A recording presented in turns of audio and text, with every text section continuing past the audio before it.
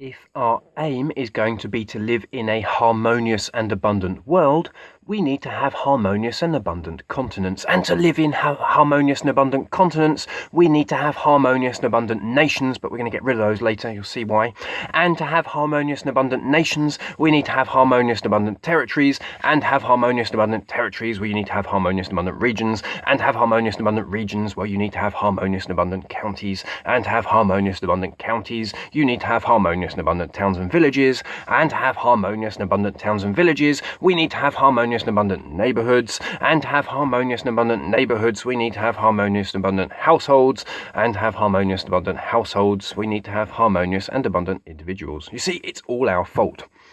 Now, for me, that is the beauty of permaculture, because it is inspired by natural fractal patterns. It is actually working. It's pure anarchy in its noblest term, meaning, of course, in the absence of all authority, even though there is a common invisible code that we can choose to listen to and follow. Now, once you get going philosophically speaking, and you realise that you are just one small cell in a single leaf on a massive tree, but that you are also capable through your conscience of zooming out to understand the whole and hear the correct functioning code that applies to you as part of it, well, everything starts to get a lot better. So, let's get back to the individual, because there's no point in trying to fix the whole. That is a futile task that we keep appointing to politicians with little or no success, and mostly they actually make it worse in the trying. You cannot delegate the rule-making to somebody else. They will never make rules to please everybody. We're all too bloody different. But there are some general guidelines that I have written mostly for myself, and they work very well for me, so here they are for you. As individuals, we exist on 3, or probably more, but let's keep it simple for the moment, 3 levels, and we need to keep these 3 parts of ourselves to unify and make a whole. You could imagine them as 3 wheels on the same drive shaft. There's mind, body, and soul, and each wheel is turning at a different rate depending on what we do, and so the drive shaft becomes twisted, bent under strain, and completely idiosyncratic. Now, once you have established full contact with your higher self or your soul, you can then employ your brain correctly to coordinate your body, and you need to try and get these 3 wheels turning as close to the same speed as possible as much of the time as you possibly can. Now, we have many people who focus on 1 or 2 of these wheels, but rarely all 3.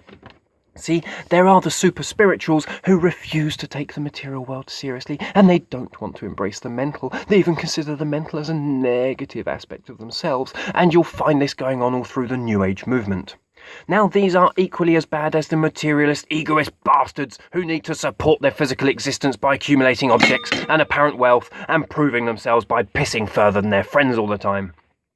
You'll find this going on all around you, unless of course you live in a New Age commune somewhere, where you will only see it when you hitch into town to collect your welfare money from the system that you hate on Wednesdays. And also equally guilty is the highly intellectual person who doesn't want to help manifest the intellectual concept into the physical plane and get their hands dirty, because they feel that just understanding the question is quite enough, and despite requiring solid scientific proof of their soul's existence, they will then go on to bathe themselves in the arts of others and feed off the creativity of their souls.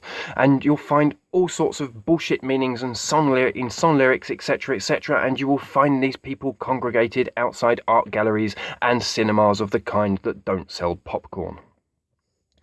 Now, socialism fell away from the great idea it was because it was taken on as much too much of an intellectual concept. As I said earlier, the very first socialist experiment financed by Robert Owen failed completely because it attracted too many intellectuals. And then as socialism got twisted into communism, and then even further away from its roots into social bloody democracy, we began going way too mental with it all. In the growing New Age tendencies of today, we risk going far too spiritual. The only thing we have done successfully is to have successively thrown out the baby with the bathwater every time we change something. As I said earlier, Marx's original inspired view of waiting for capitalism to become so fucking ridiculous as to provoke a bottom-up dissolution of all things governmenty may well be manifesting itself only now in the 21st century and under the heading of permaculture and transition. Marx's friends always said that he was some kind of prophet, and prophets do tend to think that they will see their visions come to fruition during their lifetime. So note to all prophets, write it down, get it made into a movie before you die, so at least you can see a shitty adrenaline-filled 2 hours of it on a screen and cash in on the royalties. Seeing things in the near future is called premonition. If you are a true prophet cursed with easy long-range vision in what we call time, you can forget all about seeing it come true in your lifetime. God would never allow that kind of competition, now would he? So, back to the self. The holistic gardening approach and the self-resourcing way of leading one's physical existence requires quite a lot of brain power. It is intellectually challenging and requires some physical activity, especially in the beginning, and knowledge is gained bit by bit through other people, books, internet, training courses if you need them, and of course, sudden unexpected inspiration. Now, inspiration has its root in spirit. The root is exactly the same. And don't forget, spirit is nature. It is all around you. In fact, you are part of it. The root word is also found in respiration. Breathing, being the only bodily function that we can do either unconsciously or consciously, makes it an incredibly powerful regulator for the rest of our body. Correct respiration is very, very important. In fact, most of us have no idea how to breathe properly. Dr. Alan Watkins sums it up very well. You can Google that and listen to his conferences. So, let me give you a very simple example of inspiration. Using my brain, I worked out that to grow vegetables effectively and easily while still working 3 days a week to earn that stuff called money, what I needed was huge amounts of dead leaves to mulch my soil with. That would keep my soil alive, keep it fertile, keep it moisture retaining, and keep it very easy to weed.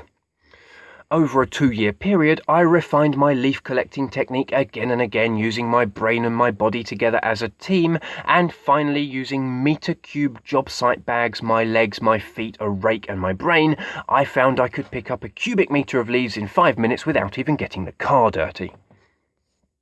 The second year, I began really watching the leaves to observe the fall. Now the trick is to get the leaves as early as possible before they get wet and heavy. So by carefully watching the changing of the colours while driving to work, now you may have gathered by now that being on the same road as me is probably rather hazardous, although the fact that I never have any major road accidents does back up a few other ideas that I have about reality. Sorry, back to the leaves. I suddenly noticed that the first trees to turn colour were among the brightest. These are the ones that are lit up like beacons in the evening autumn sunlight, bright yellows, fiery oranges and preposterous pinks, and I suddenly found that these were very reliable beacons telling me that it is time to put the rake and the big bags in the van and bring home a few cubic meters of leaves each time I go out to work. I would no longer need to worry about watching the trees for the leaf fall, and the public service messages were there all along for the benefit of all road users. Plants, especially trees, talk all the time. So you see, despite that natural law that requires us to ascend to a higher level to solve a problem, going down to the physical exercise where you're in contact with plants and nature can actually open the doors needed to get you back into touch with the invisible world, where your higher self has been hanging around keeping the trees company because you wouldn't open up the right receiver wavelength. So, where next?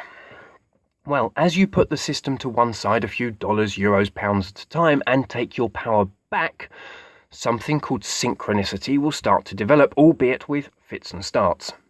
Now, this can be a very chaotic process, which is why I recommend a garden to keep you nicely anchored.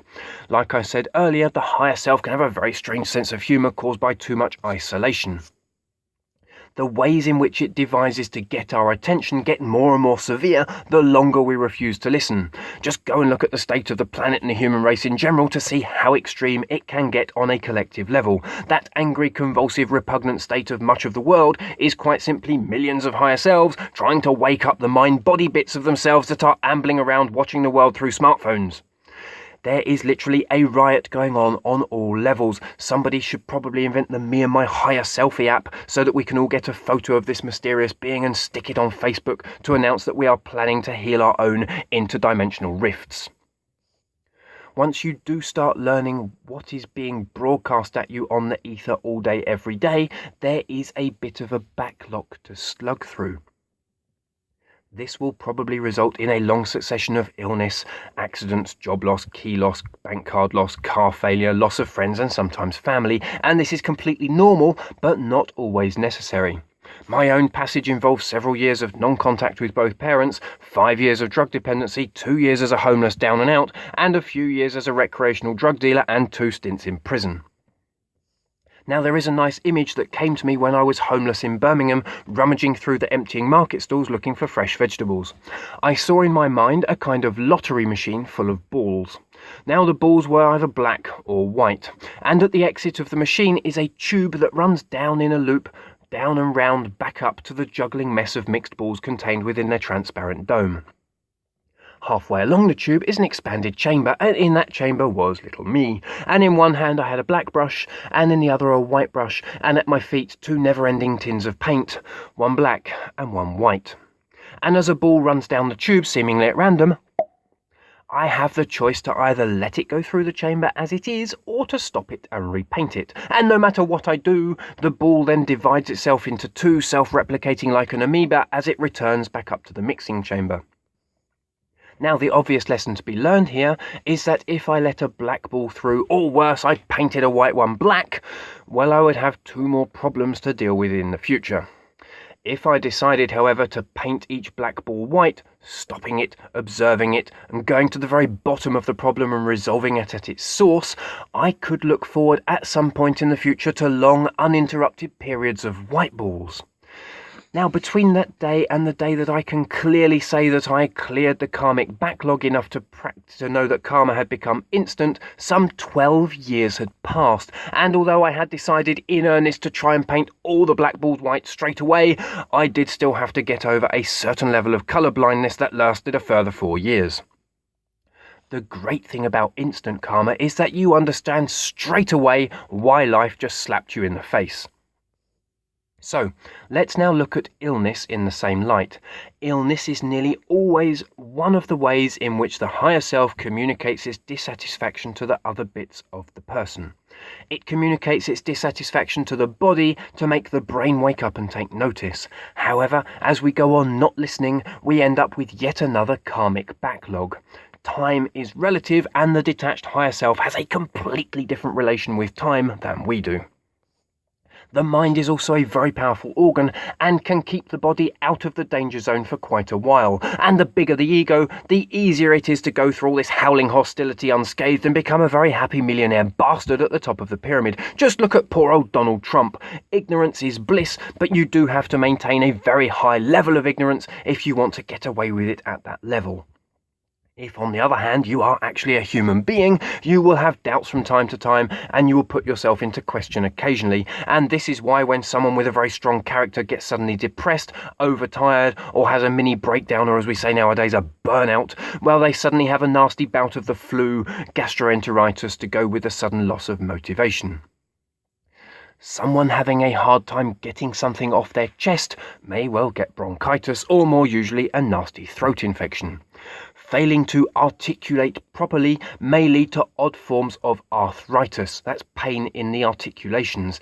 It is quite astonishing how many medical conditions have names and even erroneous treatments to be prescribed and especially paid for when these conditions have no recognised medical causes. It's actually written down in a medical dictionary. No known cause for most things that can go wrong with a human body. Now, because the ego can keep these missiles at bay for a time, the illness and the cause are often out of sync in what we call time. Now, add to that we are told by the priests in white coats that nothing is our fault, and all the propaganda proposed by science explains it all in terms of foreign elements that require blanket destruction type medicines, and we never actually manage to make the connections between our life choices and our sickness. And if there are any dots to start joining, these are the ones to start joining first.